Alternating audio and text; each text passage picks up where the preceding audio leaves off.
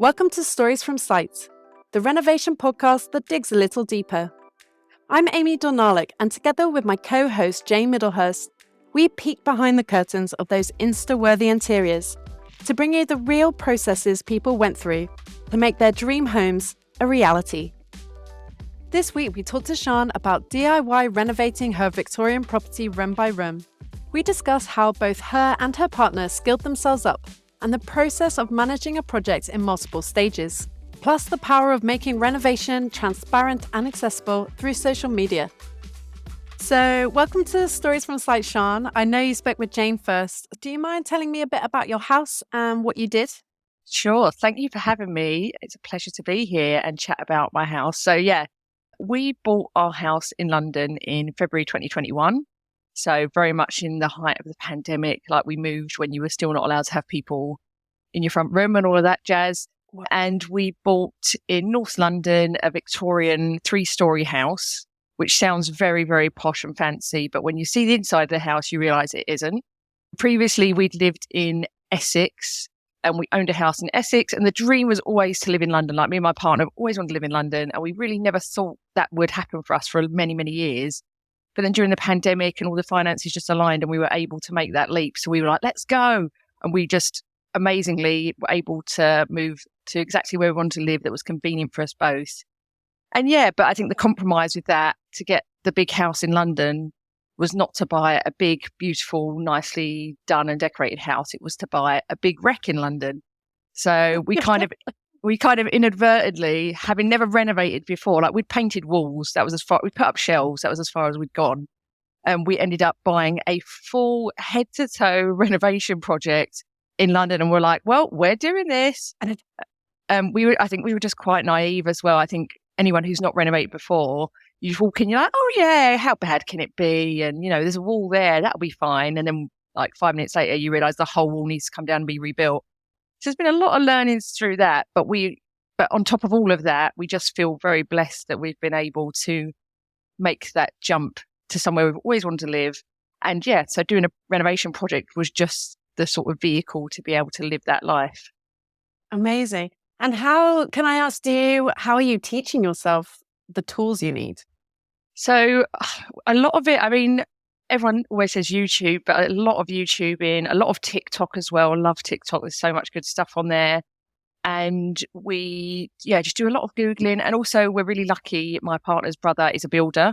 So he's not often available to actually come and do the work for us, but he's on the other end of the phone when we're like, how'd you do this? Or what's the building regs for this? So he's like our encyclopedia, which is fantastic. We're really lucky to have him there. So that's kind of how we learn. And also a lot of just uncover something and guess. And, you kind of just have to take it bit by bit and go, oh, that's there. What do we do with that? Quick Google. All right, we'll do that. So you just learn on the job from what's in front of you as well. Wow, that's impressive though. Thank you. I remember you saying that when you moved in, that you didn't have the budget to do the whole house at the same time and get people in to help you do it. So you've arrived in your new house and it all needs doing. How do you make a plan for that? And how did you approach what you were going to do? Yeah, I'm always amazed when people on Instagram are like, going to visit the site today. And I'm like, how are you not like, what? You're going to visit the house you're renovating? I have to live in mine. I'm so jealous. It's complete envy from me. We were told to start from the top downwards. That's the best way to do it. But then obviously we did it from the bottom upwards. So we did it the completely wrong way, mainly because we came into the house and we were like, right, we've got to live in this. It's so bad. How do we, make a priority list? And the first priority was in the lounge. And the floor in there was just completely bowing. So like the floor was creaky, you'd walk in it and it would just bow even more. So we just kind of went, well, that is obviously going to fall in at some point. So we need to sort that. We can't live in that for years. So we kind of just had to start with, rather than doing things in the right order, doing things in the order that were like, right, we need to live here. Can we live with X, Y, Z? So hence why we ended up doing the lounge and the office space first, which is immediately as you walk in the house, they're the first rooms, which again, I know is not the right order, but we also thought if we're going to live in a renovation project, we don't want to sit in a lounge at the end of every day that's like an absolute tip. Like the carpet was about 40 years old. The walls were crumbling. It was so bad. There was a monstrosity, like 80s fireplace that had been built in over what would have been a lovely Victorian fireplace that no longer existed. And like the ceiling was all cracked. It was really bad. So we just kind of went for, how do we make this a nice livable space while we're doing what we want to do to it? So yeah, that was kind of how we prioritized it. No, that sounds really sensible. And was there a functioning kitchen and bathroom that just kind of needed updating? Or I wish it just needed updating. The kitchen, I was going to say they're the worst rooms, but I don't know how you could categorize them in this house. The kitchen was really, really bad. It was right at the back of the house. It was awful. It was the cheapest, smallest little white gloss kitchen. And the floor was like I don't even think it was flooring. It was just like offcuts of lino just laid down. So the kitchen was really bad. We lived with it for over a year though, which I'm amazed at when I look back. And also the kitchen was a tiny, tiny little room at the back of the house. And then ahead of that, you had this big sort of dining room space. So we kind of switched the two over. So we turned the big dining space into the big sort of wide galley long kitchen. And then we opened up that kitchen space at the end and then made it into like a diner with bench seating and stuff. So we completely reconfigured those rooms. So it's a lot more than just a lick of paint and some new cabinets. That was the biggest part of the project we've done so far, was kitchen diner. And the bathroom we've just started on upstairs, which is a big room. I think it used to be a bedroom, but I think the bathroom might be the worst room in the house because it was half carpet, half tiled. There were plug sockets all around in the skirting boards in the bathroom. The kind of bit that they'd tiled, they'd like made a raised wet room bit and they'd finished the edge of it just with like a long bit of skirting. They just like plonked on top of the tiles. So it was really, really, really bad. So the bathroom is the current project, which is just, yeah, again, it's not just putting a new suite. We're rebuilding the floors, the ceiling, the walls. Basically everything there will be brand new, and we will not be having carpet, you'll be pleased to hear. Carpet in the bathroom is an interesting concept with plug sockets, just for that extra danger. A beautiful combo. And did you have any help? As in, I mean, you've got your brother-in-law at the end of the phone. Did you need any kind of professionals to help you at any stage? No, we haven't had really any professional help. We haven't had to have planning permission. We haven't extended or anything. Obviously, we've done our sort of research into building regs and what we can and can't do and what would need signing off. But luckily, we've kind of always been within those. So we haven't had to have many people in. We have had a structural engineer to come because we need a new roof, but that's a few years down the pipeline. Having a structural engineer to come and look at that, who's kind of given us an idea of what's possible there. So that's the only kind of professional help we needed to have in. In terms of like planning the kitchen, for example, we had an idea in mind. Then we went to High Street Kitchen Shop and sat down with them, and they helped us sort of plan it. And, you know, they do this every day, so they know all the tips and tricks and what works best where and what maximizes your space, whereas we didn't know any of those things. I've never planned or renovated a kitchen before until now. So I would recommend to anyone who's like kitchen planning, just go into a high street shop, book an appointment, spend a few hours, soak up all that wisdom, and whether or not you end up going there, you still can learn so much from that. And I found that really helpful. Yeah. It must have been quite tricky, I think, when you're doing things all at once. You kind of come up with your budget and you have a strategy for that. But when you're doing DIY and it's over quite a long period of time, budgeting that must be a bit more tricky. Can I ask you how you've approached that? Yeah, that's the thing. I think people are like, what's your budget? And not to sound sort of flippant, but there isn't really a budget all the time, because a lot of what we do is, okay, me and my partner work full-time jobs. So we go to work, save up as much as we can, and go, right, we want to start the bathroom this month. Let's make a spreadsheet. What do we think all of this is going to cost us? And have we got the money right now in our savings account to afford that? Yes or no? And that very much informs if we start doing stuff or if we don't. So yeah, the budgeting is a hard one, because we can't really go, right, we've got this lump sum and this is what we're going to spend it on. It's very much a rolling thing. Yeah. And quite often we'll go, oh, right, we'll buy this month. Then when we get paid at the end of the month, we'll buy the bath or we'll buy this. So it's like literally can be that month to month. But we always have that spreadsheet that we start with, which adds up. And a lot of it is rough estimates, like plastering might be £1,000 and tiles might cost us £600. So that's kind of how our budgeting works in our world, which I know, as you say, for renovation is a bit different, and it's a bit of a grey area. No, but I think it's really, really helpful, because I think that monthly budget is kind of enabling you to stay on track all the way through. But it's a hard thing to do. So yeah, it's amazing that you've done what you have. Yeah, definitely. I think it's just, there's only two of us and we've set up a joint renovation specific bank account. So I'm like, right, I'm going to put this much into the renovation account this month. So it's not like, oh, what have you got in savings? What have I got in savings? What do you want to surrender to the bathroom? Because obviously it's really important. We're two independent people and we want our own money to do our own things and live our own lives and live life together and do fun things as well as renovate our house. So the renovation account just really kind of gatekeeps that money just for renovating. So there's no sort of arguments or fallouts over what money is going where, which I think is super helpful. That's really helpful. That's a good top tip. Yeah, definitely.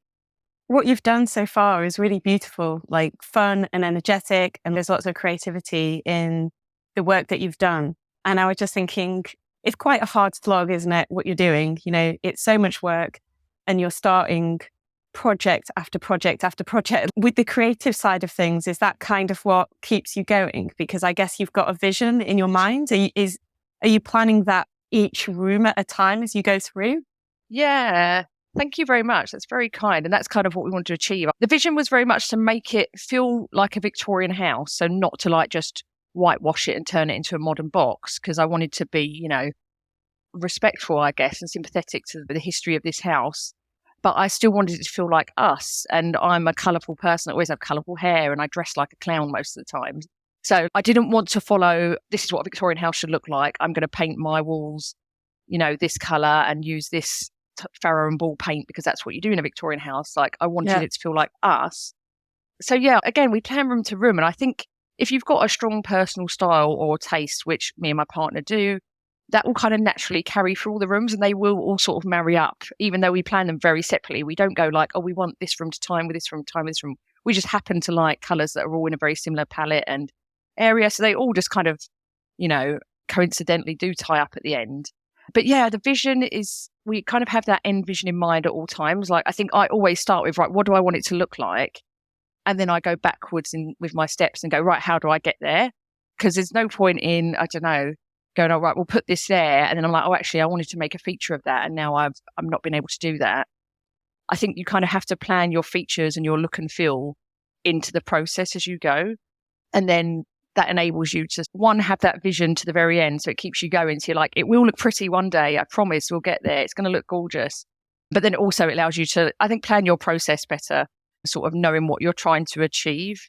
And my partner is always like, oh, you only care about, the end bit and the fluff in the pillows and stuff. And I'm like, no, I don't.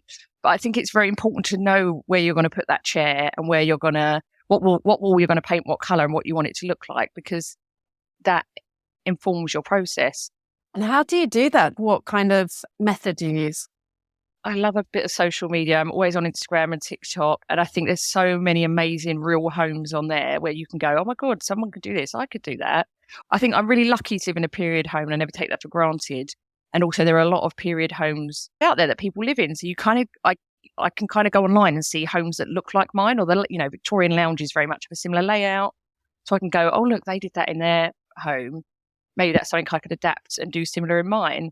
So yeah, I look for a lot of inspiration, mainly online. I don't really do magazines. Pinterest sometimes, not massively, because I do love Pinterest, but it is very like high-end glossy. And I prefer things that like, I want to see how you DIY tiled your wall, because then I can see that it's real and how like I could do that myself. It makes it feel more attainable. So I do a lot of looking online and fellow sort of renovation accounts. And also I look at the boring stuff like, oh, how do you do push fit plumbing and how do you insulate your roof? I want to see the process of that, not necessarily just like a pretty interior design before and after. So I find sort of the DIY inspo is really helpful online on places like TikTok as well. I've never thought about it like that before, that you're running in parallel the practical and the visual, and actually knowing, especially as a DIYer, but for any project, you kind of know that the thing that you want to do is feasible. And just looking at that finished glossy image is not going to tell you anything. It's like this mystery where you're saying, well, how did they manage that? How has that happened? And using video in that way just opens up this whole other world of marrying those two things together. Yeah. And I think also it makes it like, back in the day where you used to flip through magazines and you've got this woman sitting on her sofa in front of her beautiful home and you're just like, oh my God, this rich woman, just like, she's so lucky. I wish I could be her. And then actually when you unpack, and people could look at me and think the very same if I did a magazine shoot in my front room. But then if you like look back and I give you all the context of what it's taken to get there, I'm like, it's been really hard and like, it's been awful. And I've been covered in dirt and it's taken 8 months. And it's not just a before and after shot. I think it adds reality and it also adds knowledge. Like I've learned so much online from people who are just doing the same thing as me. And they're like, oh, when we did this, we did this. When we put in our fireplace, we actually did this. And I think that's so helpful. And that's what I try to do through my channel is just not tell people how to do things because I'm not a pro, I'm a DIYer, but just to show you how I have done it and how we've got to this place and, the little hacks and tips and anything that can save you money, save you time, what we've found useful. I like to share that with other people because I've absorbed so much of that for myself. I really love that camaraderie and also just the community where everybody's helping each other. And the transparency of it takes it off from being this pedestal out of everybody's hands. And actually it's like, yeah, you can do it. I mean, I look at my dad was a big DIYer and like just very capable. And you kind of just think like they just know that stuff, but actually like they've learned it from people who have handed it down. And I think we're regaining that confidence to actually do things ourselves. And I think that was lost somehow along the way. I think the online community what it does is make interior design and renovation very accessible. And I think what you mentioned there is so important about how growing up, you might watch a parent or your uncle or someone do DIY and you're just like, oh, they should know it. And it's like, well, everyone's learned somewhere. Your dad isn't born like knowing how to use a drill. You learn it somewhere. And I think, to go deeper with it very much generationally, it's the men that do the work and the men that learn these skills and women aren't capable of it. And I think a lot of what is happening online is like women are sort of reclaiming that. Like, and I'm brilliant at designing a space and I can do X, Y, Z, or I can use a drill and I can saw wood and all these things. And I'm going to teach you if you want to learn how to do it and feel confident in it. Here's how I do it and you can do it too. So I think it just sort of reclaims the sort of ownership of DIY, of construction, of anything to do with houses, anything practical. Like women or non-binary people can do that as well as men. And you can learn it the same way any man has just learned. They weren't born with those skills. So I think that's so important as well. And that's what I love about TikTok massively, Instagram as well. Because most of the accounts I follow and engage with and talk to are women. There are very few men actually who have Instagram accounts for their homes or for their renovations. It's all women putting in all the work in terms of like making this content, sharing their stories. And they're also really pitching in with like the grafting as well. So I think it's really lovely to see that and to be a part of that. It's amazing. How much of your week does it take, like hours wise? I know it obviously ebbs and flows, but can you talk a little bit about that? It consumes my whole life. I don't know how people have children and do this because I just wouldn't even bother. Honestly, it's wild to me. As you say, when it ebbs and flows. So when we're like in renovation phase, like we are right now, we're doing our bathrooms. So every weekend is taken up with DIY at the moment. And most evenings I'm in bed on my phone, searching for radiators or tiles or, boring things like insulation and things like that. So it takes up a lot of time. And then also like, you order these things and they have to arrive. So I work from home and then the doorbell goes in the middle of the meeting. You're like, sorry, a whole bath has just turned up on my doorstep. So there's just like, it really just ekes into every part of your day. Like, it's not just like, we order the stuff, it turns up magically all at once and then it's all in the bathroom and it's done. It's just a continuous ongoing part of my life that's just happening not even in the background, alongside anything else important I've got happening that day. But you wake up early, you go to bed late, you do DIY on the weekends and you're like, oh, I haven't finished that bit, so I'll do that tomorrow night after work. So it's very much a constant intrusion in my life. Wow. But you must also, to kind of commit to that, there must be joy, like to even get to where you've got to right now. It's so good to hear the actual hours because I think people just think, oh, like maybe a couple of hours and then you kind of tick, that's done. Planning wise, but actually the research, you're right, like conception, planning, and then executing is multifaceted. Yeah, you're right. It is. It just takes up so much time. And you think one thing's going to take you 2 hours and you might as well triple, quadruple that. It takes you 8 hours. And that's just how renovation life is. But as you say, there is joy in it. Like the reason we're doing this is one, to live where we want to live. So, you know, it's enabled us to live in an amazing location. Our quality of life now, and I say this all the time to people, is so much better in terms of like the culture we have around us, the leisure things we have to do, the stuff on our doorstep, the accessibility to things that we weren't able to access before are amazing. So the joy really comes from, for us, from having like not only this amazing house that we have, but also the world just outside of this house we've like cultivated for ourselves is like incredible. And we never take that for granted. And we're like, we talk about it all the time about like how this was the best move we've ever made and the best decision we've ever made. And then with the renovating, like it is horrible. Like we're in a stage at the moment where we're in like dusty, horrible, messy, crap everywhere phase. But there is so much joy when you get to a stage with it where the progress starts moving a bit quicker. You're like, oh my God, I've done this. And I know it's really cliche to be like, it's all worth it in the end, but you can look back and go, oh my God, I created this. Like, what a talented person I am. Like, how did we do this? Like, I can't believe, you know, I was able to like have a full-time job, have friends, have family, look after 3 cats, have some sort of social life and like create this house for myself. So it makes you realize how much you are capable of. If you kind of, again, a cliche, but if you really put your mind to it, what you can achieve is amazing. And so there is so much joy in like waking up every day and coming downstairs to the bits of the house that are done and going like, I live here. What? Yeah. Like, so it really is worth it in the end. But when you're in it, like, you know, yesterday we were insulating our roof in the bathroom and, you know, it's horrible when you're sweating, it's disgusting, you're hungry, you're tired, you're a bit hungover from your birthday maybe, I don't know. And, you know, you and your partner, you know, you're going to have little arguments and things because you're getting each other's nerves and stuff. And on those days you're like, I wish this would end, I wish it would be over. But, you know, the fact of the matter is it's all temporary and it will be over. And in 2 months' time, I'll be talking to you and the bathroom will be done. I'll be like, look how amazing it looks. And so there is joy in that sense of sort of pride and achievement that you get out of it. And also all the stuff you learn along the way, you really take for granted. Like we've learned so much that I can just go, oh yeah, if you want to do this, do X, Y, Z. And people are like, what do you mean? How do you know that? And you're like, well, I just know that now.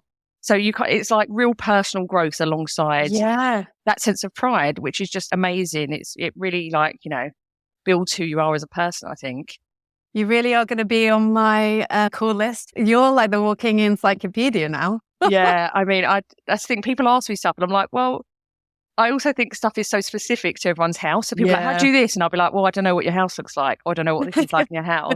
Which is why I get so annoyed when people like, you know, on TikTok, you get comments and stuff and people say, oh, you should have done X, Y, Z. I'm like, you literally don't live here. So you don't know. Yeah. That's not how it works. So, you know, there's a lot of that. But I try and, you know, give out wisdom where I can from what I've learned over the years. Yeah. Talking about wisdom for people listening, if there's one piece of advice you would give to somebody who's thinking of this route and the way that you've done it, do you have one? I would just say, you know, people don't like to talk about money, but I think you really have to make sure you're moving in with a bit of cash to go. Because it depends with the level of your renovation, right? So if it is just like, it's not to my taste, I need to paint some walls, you can kind of wing that money wise. You can save, you know, a little bit month to month and paint a wall and hang a picture and stuff. But if it's a full renovation, I just think we came into this quite naively because we've never done it before and everyone's going to do that and that's fine. But make sure you've got a little bit of money. Otherwise it will be soul destroying when you're like, well, I can't do anything for 5 years and you've got to live in it. So I think the one bit of wisdom is just like, make sure you really have worked out your finances and you know, whatever you've got, if you feel like it's enough to at least do one room, then it's worth doing. Other wisdom, I would say, is just be mentally prepared that it's going to be a huge part of your life.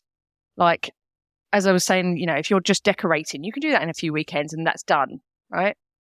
But you really got to mentally prepare for like, this is going to be something that is going to be so present in your life now for years. If you're going down the route we are, which is doing it over years, room by room, this is going to be a huge part of your life and what you do at weekends and evenings for the next 5+ years, right? That's a reality for us. So just, I suppose, you can be naive and think, knowing what needs doing. If you don't know the structure of a floor, that's fine. You'll learn it. That will come. But yeah, I just don't expect to move in, spend 2 months renovating and then put your feet up for the rest of the time. I think just really come to terms with the fact that they call it a project for a reason. It's really going to take over your life at times, but it will be fine in the end. Everything will be okay and you'll get there no matter how horrible or messy it will be. And just don't, I know this is really, I don't know, a really flippant thing to say, but like, just don't deep it too much. Like, it's temporary. You'll get past it. Like, when you're in those messy stages, you will hate your life and you'll be like, everything's a mess. I just want to like throw it all in the bin and run away. But just tell yourself it's temporary and it will move on, because it will. So just like, I think the mental part of it is as much a struggle as the physical and the financial part of it. Like, mentally, get yourself to a place where you can sort of overlook the horrible parts, or can tell yourself that they are horrible now, but there is an end in sight and it will come. Can I say as well, just I think your feed and the content you put out is just so valuable. The transparency of like the reality of what renovating is like. And I'm thinking of that video with you basically covered in dust and it's hardcore. And also just like the accessibility and the end product being amazing. So I think just like, thank you so much that you are out there in the world doing it, because it really is valuable. Oh, thank you. That's so lovely to hear. Because I think, as I say, a lot of people cover up the bad stuff because they want their Instagram to look beautiful, or they want it to be aesthetic. And I get that. Like, and I always say I'm not an interior design account, I'm a renovation account, because people really come to me for the process and the journey. It's so much more interesting though. It's so true. Oh, thank you so much. You're very welcome. Thank you so much for having me. It's been amazing. Thank you. And for anyone who's intrigued to see the final results and also works in progress, head to our website at homenotes.co/stories from sites, where you'll find more information about the project. The reality is most people don't get started on their renovations for years because they can't answer this simple question: what can I afford to do with my budget? We're here to help. Download our renovation budget guide in the link below to understand your whole project costs.